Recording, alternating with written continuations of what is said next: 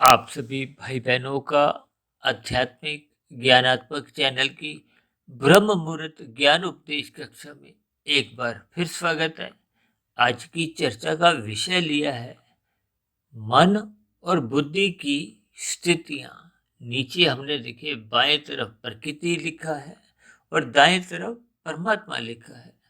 अब बुद्धि को हमने देखिए सफेद रंग से दर्शाया है और परमात्मा को भी सफेद रंग से दर्शाया है। और मन को इसीलिए एक रंगीन रंग से दर्शाया है क्योंकि उसकी माया की प्रकृति के विषय भोगों को भोगने की एक लोलुपता बनी रहती है। देखिए ये गुणों का मिलान इस हिसाब से समझाया जाता है ताकि बात आपको में जड़ से समझ में आ जाए, क्योंकि मनुष्य जोनि ही कर्म जोनि है, साधना जोनि है। कि शास्त्रों में तो मन को भी एक सात्विक स्थिति से जोड़ा गया है, यानी कि ये मन और बुद्धि ये मूलभूत रूप से परमात्मा ने आपको में सात्विक दी है। लेकिन ये अनादिकाल से ये मन विषय भोगों में ही लगा हुआ है। देखिए मन के अनुसार ही आपका हमारा शरीर यानी कि स्थूल शरीर यानी उसकी 5 गोल के ज्ञानेंद्रियां जो 5 भोग्य विषयों का सुख भोगती है, और इसी तरह 5 कर्मेंद्रियां जिनसे हम कर्म करते हैं, अच्छे कर्म करें बुरे कर्म करें, ये एक अलग स्थिति है।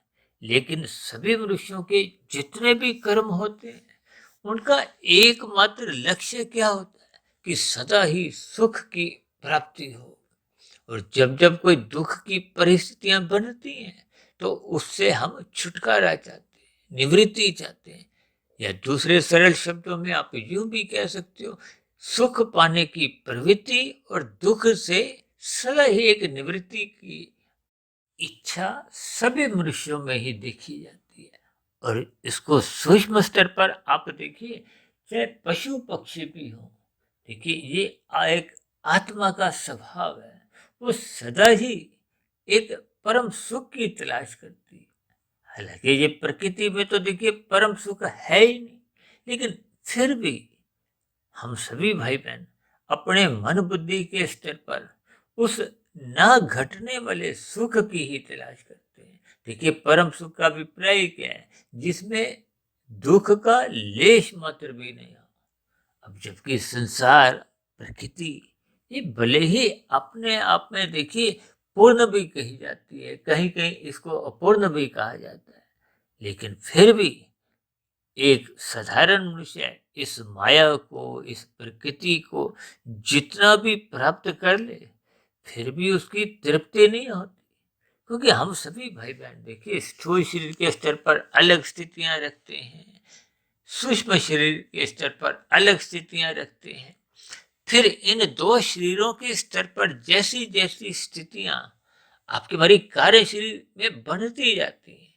देखिए कार्य शरीर का प्रत्यक्ष रूप से कहीं भी कोई एक योगदान नहीं है, लेकिन आपका हमारा ये जो सूक्ष्म शरीर है और स्थूल शरीर है, इसको दिशा निर्देश एक संस्कार रूप में, स्वभाव के रूप में ये कारण शरीर से ही मिलते हैं। इसलिए हम अक्सर ऐसी बात भी कह देते हैं कि ये स्वभाव रहता तो कारण शरीर में, लेकिन ये प्रकट सूक्ष्म शरीर के स्तर पर और स्थूल शरीर के स्तर पर होता है। देखिए स्थूल शरीर के स्तर पर जितनी भी क्रियाएं होती हैं उसको आप भी देखते हो, दूसरे भी देखते हैं।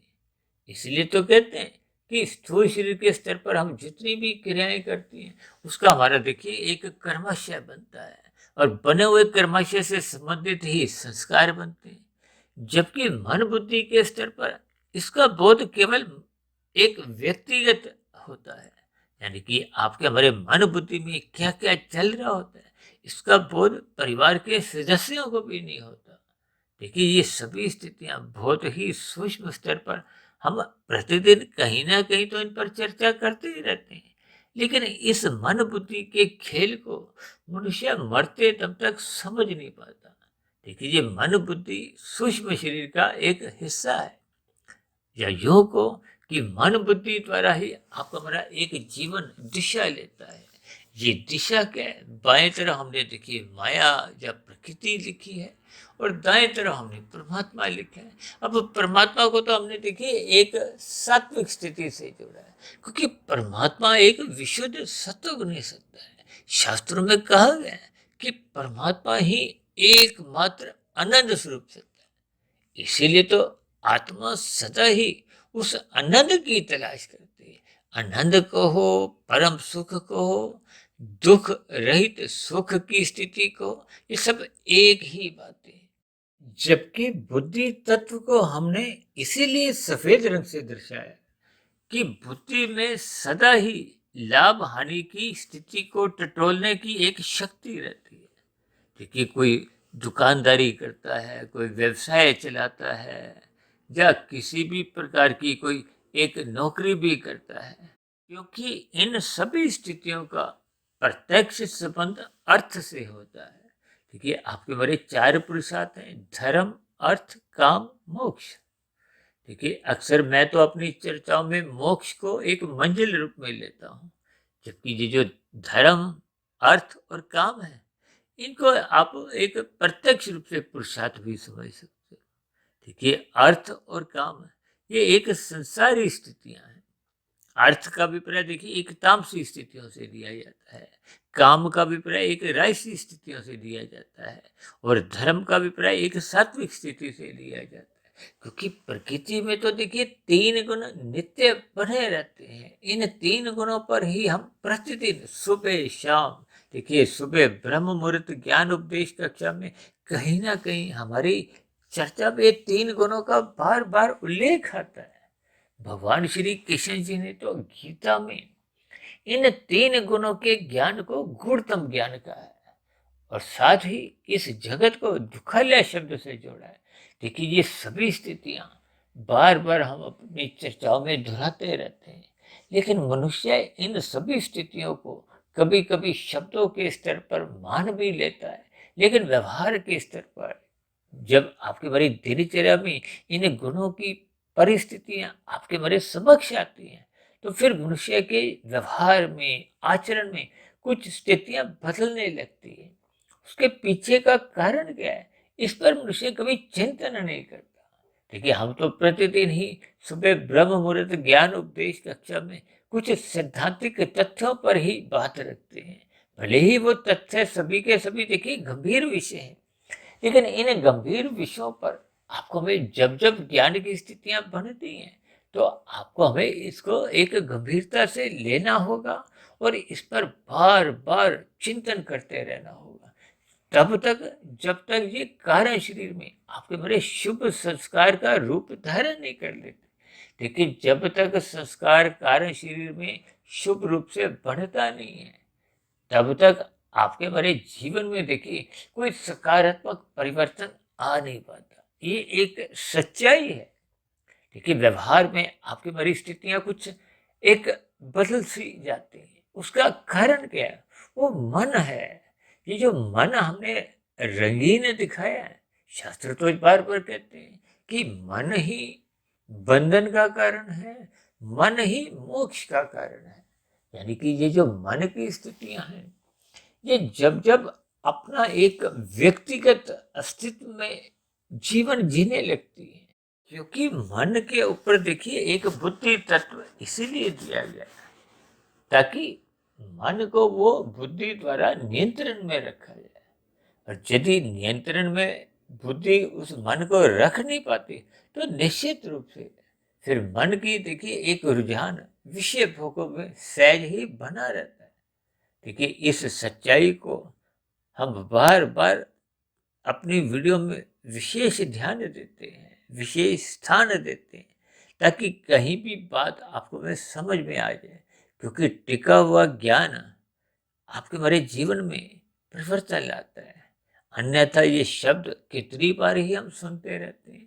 अब कितने ही लाखों करोड़ों मनुष्य सत्संग की बातें करते हैं, लेकिन सत्संग जब व्यवहार में दिखता नहीं है, तो फिर निश्चित रूप से आपके बारे जो कर्माशय है उसमें कोई सुधार नहीं आता। आपके बारे कर्माशय में जब सुधार नहीं आता, तो फिर आपके मेरे संस्कारों में भी सुधार नहीं आता। और जब तक संस्कारों में सुधार नहीं आता, यानी कि कुल मिलाकर जब तक कार्य शरीर सुधरता नहीं है। सुधरने का अभिप्राय उसकी शुद्ध स्थिति से है, शुभ संस्कारों से है। ठीक है, शुभ संस्कार तो तभी बनते हैं जब हम निरंतर श्रद्धापूर्वक सत्संग करने का एक अभ्यास करते रहते हैं। इसलिए तो बार बार कहते रहते हैं, मनुष्य योनि में जो मनुष्य सत्संग नहीं करता तो उसमें सहज ही पशु वृत्तियां पनपने की संभावना प्रबल होती जाती है। देखिए, ये बहुत ही बड़ी सच्चाई है जिसको अक्सर मनुष्य, देखिए, बचपन अवस्था तो अबोध होती है, इन सभी स्थितियों का लाभ हानि मनुष्य को समझ नहीं आती। और किशोर अवस्था से रजोगुण की एक स्थितियां बनने लगती हैं, युवा अवस्था में रजोगुण छलांगे लगाता है, और प्रौढ़ अवस्था में भी देखिए ये छलांगे कुछ हद तक तो बन ही रहती। लेकिन जैसे जैसे वृद्धावस्था की दहलीज पर मनुष्य कदम रखता है, उस स्थिति विशेष में सहज ही मनुष्य को अपने जीवन की या बीते हुए समय के लाभ हानि की स्थितियों पर उसका कुछ चिंतन होने लगता है। देखिए, चिंतन भी इसलिए होने लगता है क्योंकि बीते हुए समय में, यानी कि प्रौढ़ अवस्था तक उसका जो समय बीत चुका होता है, उन बीते हुए स्थितियों का कुछ ना कुछ परिणाम आपको वृद्धावस्था की स्थितियों में महसूस होने लगता है। यानी कि आपके हमारे जीवन में हम जैसी जैसी परिस्थितियों से निकल चुके होते हैं, जैसे जैसे हमने अपना कर्माशय बनाया होता है, उस कर्माशय के फलस्वरूप जो जो संस्कार आप और हम बना चुके होते हैं, या यूं वो कि कारण शरीर में हम जैसी जैसी स्थितियां मन बुद्धि के स्तर पर चिंतन करते हुए बनाते जाते हैं, तो ये सभी स्थितियां कहीं ना कुछ बुद्धि के स्तर पर आपको में कुछ महसूस करवाती हैं कि बीते गए जीवन में हमने कुछ गलतियां की थी। देखिए, आज संसार में कितने ही मनुष्य मांसाहार भोजन का सेवन करते हैं, भले ही कानूनी रूप से किसी भी प्रकार का कोई दंड का विधान नहीं भी हो, लेकिन शास्त्र आपको में मना करते हैं।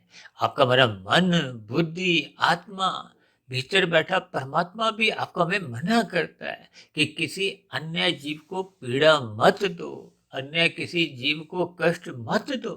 लेकिन फिर भी हम देखिए अपनी जीव्या के स्वाद के लिए कहो, या मन में एक भोगों के स्वाद के प्रति जो एक लोलुपता होती है, तो फिर वो मन ही बुद्धि की एक सलाह की वो अवहेलना कर जाती है। भले ही आपको में ऐसा भी कुछ कुछ अंश तक बोध रहता है कि आपका हमारा कर्माशय बिगड़ रहा है, बिगड़े हुए कर्माशय का कुछ ना कुछ देखिए प्रतिकूल परिस्थितियों में आपको में जीवन में कुछ ऐसे दुखदायी स्थितियों से गुजरना होगा। लेकिन फिर भी वो मन का पलड़ा देखिए बुद्धि के स्तर पर अधिक एक वजन रखते हुए फिर वो मनुष्य ऐसी गलतियां करता जाता है। लेकिन जैसे जैसे बुद्धि सात्विक बनती जाती है, देखिए बुद्धि स्वभाव से तो सात्विक ही है, मन भी स्वभाव से सात्विक ही है, लेकिन मन अनादि काल से विषय भोगों की गलियों में यूं ही आवारागर्दी करता आया है। इसीलिए तो बार बार कहा जाता है कि मन को सत्संग में जोर जबरदस्ती से लगाओ। देखिए, मन के ऊपर बुद्धि है, या यूं को कि मन के उसको जो एक बॉस है या ऊपरी एक स्थिति है वो बुद्धि ही है। अब बुद्धि भी देखिए सात्विक तब तक ही रहती है जब तक बुद्धि परमात्मा का सत्संग करती है, ज्ञानमय स्थिति में रहती है, परमात्मा की सम्मुखता बनाए रखने का एक प्रयास करती है। और यदि बुद्धि ऐसा प्रयास करने में अपने आप को अलग कर देती है तो फिर उसकी बुद्धि सात्विक न रहते हुए राजसी बन जाती है। ये राजसी मन बुद्धि फिर विषय भोगों की गलियों में सहज ही खुलम खुला आवारागर्दी करते हैं। देखिए, ये बहुत ही स्पष्ट शब्दों में आपके हमारे जीवन का एक ज्ञानमय स्थिति है। लेकिन मनुष्य इन सभी स्थितियों को कोई महत्व नहीं देता। देखिए, आज समाज में मांस, मदिरा, गुटखा, तंबाकू या कुछ ऐसी निंदनीय स्थिति, देखिए भागवत पुराण में तो 5 निंदनीय स्थान तामसी बताए गए, जिनको हम अक्सर अपनी चर्चाओं में समझाते रहते हैं। ये 5 स्थान धूत कीड़ा, मद्यपान, स्त्री संग, हिंसा और अनीतिगत कार्यों से कमाया गया धन। देखिए, कोई भी मनुष्य है छल कपट ठगी अनीतिगत कार्य कब करता है? जब उसके विषय भोगों में लोलुपता बढ़ने लगती है। अब मनुष्य जी जो मद्यपान करता है, किस लिए?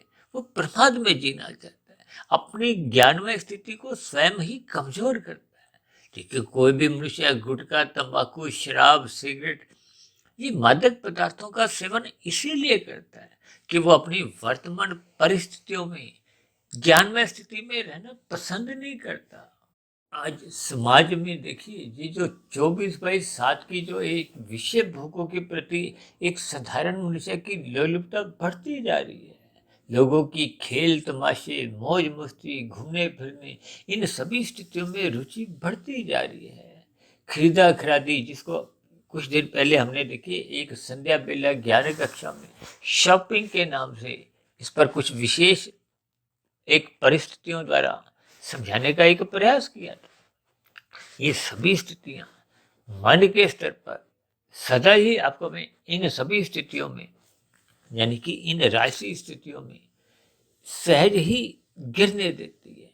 और जब ये बुद्धि राशि होती है तो बुद्धि का मन के ऊपर किसी भी प्रकार का कोई नियंत्रण नहीं होता। और जब मनुष्य देखिए अन्यों से छल कपट ठगी हेरा फेरी करता है, तो फिर यही राशि बुद्धि फिर तामसी बन जाती है। देखिए, छल कपट ठगी अनीतिगत कार्य जितने भी होते हैं, ये बिना बुद्धि के संभव ही नहीं। अन्यथा मनुष्य इन छल कपट ठगी अनीतिगत कार्य चोरी डकैती में वो पकड़ा जाएगा, दंड मिलेगा। और प्रथम दृष्टिकोण में तो फिर इन परिस्थितियों में मनुष्य फिर गिरेगा ही नहीं। देखिए, दंड का भय इसलिए रखा गया है। ये जो नरक की स्थितियां हैं या स्वर्ग की स्थितियां हैं, देखिए, स्वर्ग का प्रलोभन इसलिए दिया जाता है कि मनुष्य परोपकार के कार्य करे। परोपकार के कार्य करते करते जैसे जैसे परमात्मा का ज्ञान विज्ञान मनुष्य को समझ में आने लगता है, तो फिर वो परोपकार के कार्य सकाम भाव से ना होते हुए निष्काम भाव से कर्म योग की स्थिति बना लेते हैं। और कर्म योग में जब मनुष्य परिपक्व होने लगता है तो मनुष्य ज्ञान योग में स्थित हो जाता है। अब ज्ञान विज्ञान जब मनुष्य को प्रकृति का 3 गुणों का, अपने 3 शरीरों का क्रमबद्ध तरीके से जब मनुष्य को समझ में आने लगता है, तो फिर सहज ही वो ज्ञान योग से फिर भक्ति योग में प्रवेश कर जाता है। परमात्मा की एक सम्मुखता को हो, प्रीति को हो, ये सहज ही उसके स्वभाव में बनी रहती है, जिसके फलस्वरूप मनुष्य सहज ही परमात्मा से प्रीति करता हुआ संसारी विषय भोगों से उसका फिर ज्ञान पूर्वक वैराग्य होने लगता है।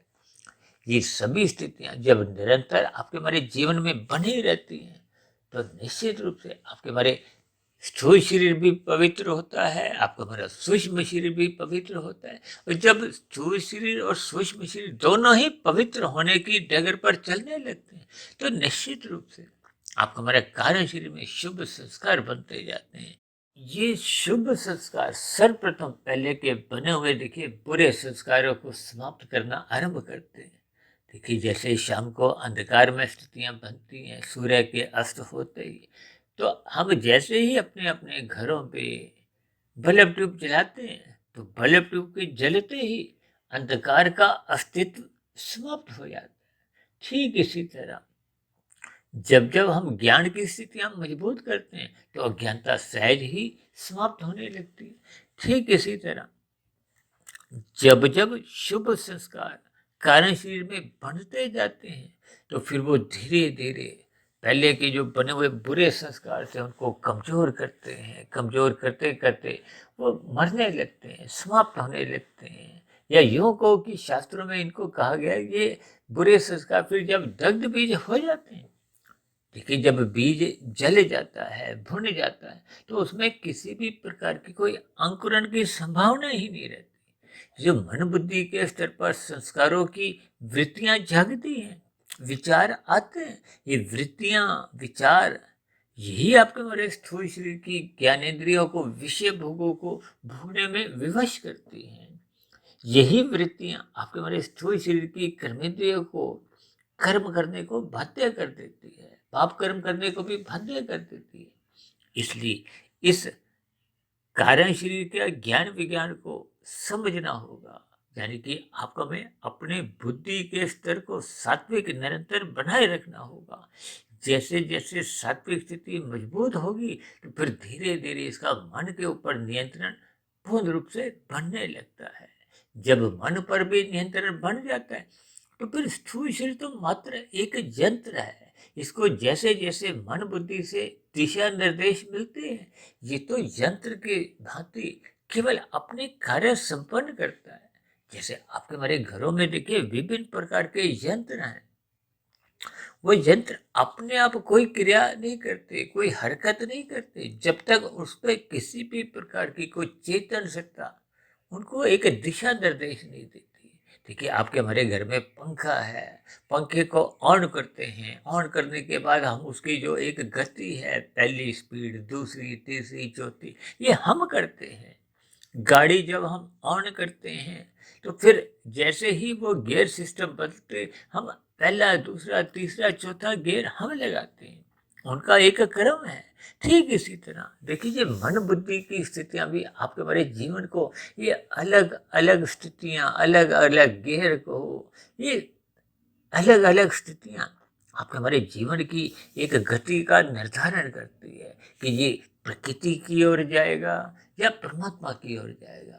देखिए प्रकृति की ओर तो अनादिकाल से हम सभी जा ही रहे हैं, विषय भोगों में जाते हुए ही आपका हमारा बार बार ये भौतिक शरीर बदलते रहते हैं, योनियां बदलती रहती हैं। इसके पीछे का कारण देखिए कारण शरीर है, जैसा कि उसका नाम ही देखिए कारण शरीर है। इसलिए हम सभी भाई बहनों को अपने कारण शरीर को क्रमशः शुद्ध करना होगा, श्रद्धा पूर्वक सत्संग करना होगा। उस किए गए श्रद्धा पूर्वक सत्संग पर चिंतन मनन निरंतर करते रहना होगा। तभी तो हम बार बार कहते रहते हैं कि रात को मौनात्मक स्थितियों से बचने के लिए मनुष्य को रात को जल्दी सो जाना चाहिए और सुबह ब्रह्म मुहूर्त में उठ जाना चाहिए, क्योंकि ब्रह्म मुहूर्त सतोगुण की एक शुद्धतम स्थिति होती है।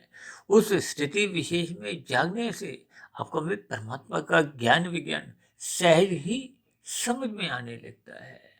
जिनमें जो हम विषय भोगों की गलियों में सहज ही उतरने लगते हैं, भोगने लगते हैं, फिसलने लगते हैं, इन सभी बुराइयों से फिर मनुष्य सहज ही बचने लगता है। इसलिए मेरी आप सभी भाई बहनों से सदा विनती रहती है कि मनुष्य को ब्रह्म मुहूर्त में अवश्य ही उठ जाना चाहिए, क्योंकि ब्रह्म मुहूर्त में उठने मात्र से आपकी हमारी सात्विक स्थिति मजबूत होने लगती है। ये बुद्धि की जो एक स्थिति है, ये अपनी सात्विक स्थिति में एक मजबूती लाने लगती है। मजबूती आने पे ही फिर इसका मन के ऊपर नियंत्रण बना रहता है। मन पर नियंत्रण पाते ही फिर ये विषय भोगों की गलियों में स्थूल शरीर के स्तर पर पांच ज्ञानेंद्रियों को फिसलने नहीं देते, पाप कर्मों से हाथ पैर वानी लिंग गुदा को गिरने नहीं देते। यही उपदेश तो भगवान श्री कृष्ण जी ने गीता में अर्जुन के रथ के 5 घोड़ों की लगाम स्वयं अपने हाथ में रखते हुए यही एक उपदेश दिया। यानी कि हम सभी भाई बहनों को निरंतर सत्संग करते हुए शास्त्रों के अनुसार अपनी दिनचर्या व्यवस्थित करनी चाहिए। गुरु की आज्ञा में रहते हुए अपने आप को एक अनुशासन में रखना होगा। ये सभी स्थितियां जब निरंतर आपके हमारे व्यवहार में बनी रहती है तो मनुष्य ब्रह्म मुहूर्त में एक प्रसन्नता पूर्वक उठने लगता है। ये सभी स्थितियां जब नियमित स्तर पर आपके हमारे जीवन में एक स्वभाव बना लेती हैं, संस्कार बना लेती है, तो परमात्मा की सम्मुखता सहज ही बनी रहती है। सम्मुखता बनी रहने पे आपका हमारा ज्ञान कभी भी आवृत नहीं होता, और जितने जितने अनुपात में ये सम्मुखता बन जाती है, या यूं को कि जितने जितने अनुपात में आत्मा और परमात्मा का योग बना रहता है, तो फिर उतने उतने स्तर पर आपको में परमात्मा के आनंद की झलकें मिलने लगती है। इन सभी स्थितियों को आपको में क्रमबद्ध तरीके से ज्ञानपूर्वक समझते हुए अपनी बुद्धि को निरंतर सात्विक बनाने की दिशा की ओर प्रयास करते रहना होगा। तो ऐसा प्रयास करने में हम सभी भाई बहन निरंतर सफल होते जाएं। इन्हीं शुभकामनाओं के साथ आज की चर्चा विशेष को अब हम यहीं विश्राम देते हैं। शाम को फिर मिलते हैं संध्या बेला ज्ञान कक्षा में। तब तक आप अपने आध्यात्मिक मित्र सुधीर भाटिया फकीर को इजाजत दें। फिर भी वीडियो संबंधित आपके मन में किसी प्रकार का कोई प्रश्न उठ रहा हो, कोई मेरी ही कही गई बातों आपको तर्क संगत आधी अधूरी लगती हो, यानी कि मेरी कही गई बातों पर आपको किसी प्रकार की यदि कोई आपत्ति हो, शिकायत हो, तो आपके प्रश्नों के साथ साथ आपकी शिकायतों का नीचे दिए गए कमेंट्स बॉक्स पर सदा ही स्वागत है। चर्चा विशेष को यहीं विराम देते हैं। आप सभी भाई बहनों का इस चर्चा विशेष को ध्यानपूर्वक सुनने के लिए बहुत बहुत धन्यवाद।